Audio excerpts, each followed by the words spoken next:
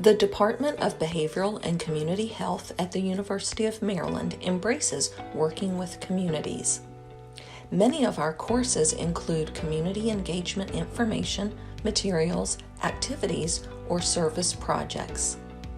Our faculty work with a variety of community partners in their research. And as a department, we frequently engage in community service projects. Additionally, our chapter of Eta Sigma Gamma provides meaningful community engagement opportunities for students. There are many reasons why we do community engagement. Donna Howard is involved with community engagement to build relationships that support youth empowerment and positive youth development. Leonore Aquara with Project HEAL states it empowers community health advisors to lead cancer prevention webinars independently. Bradley Buckaloo, director of the UMD Prevention Research Center, works with community partners to engage, to see, to address, to serve, and to lift up others through research, services, and training.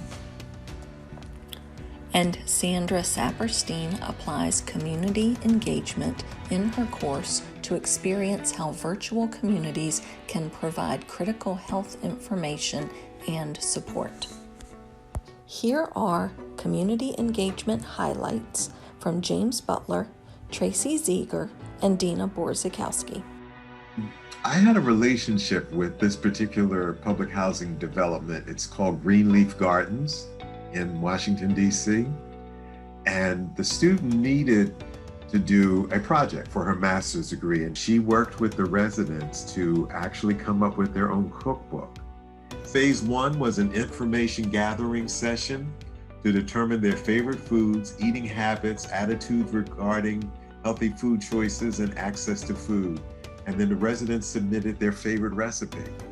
The information that the student got from phase 1 was used to develop healthier versions of the residents' recipes and food choices. So that was phase 2. Then in phase 3, after the recipes were developed, a community food tasting event was conducted where the residents sampled the revised food items, were asked their opinion of the new recipes' ingredients, and if they would see themselves cooking these food items in the future.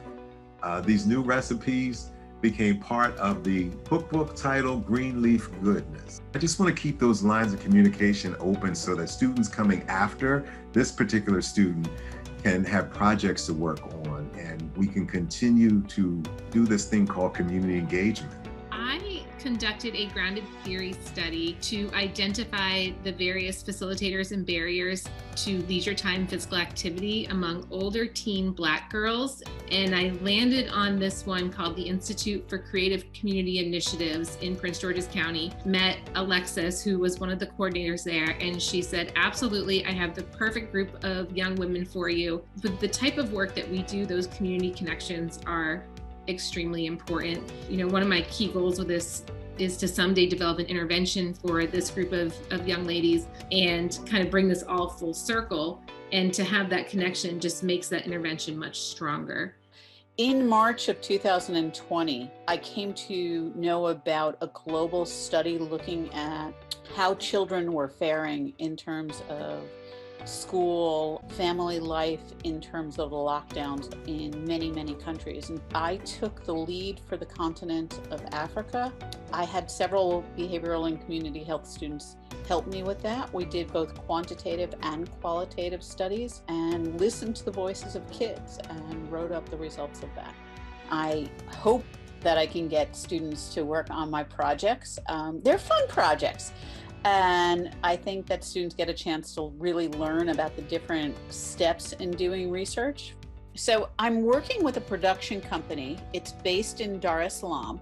2 shows. One's called Ubongo Kids. The other one's called Akili and Me. I'm in a grant proposal right now with the Spencer Foundation to look at how different disabilities both access media as well as the impact of media on their educational and socio-emotional development. It's going to be happening in Kenya and in Cameroon. So if you speak French or if you speak Kiswahili, work with students who speak either of those languages. Or English, that works too.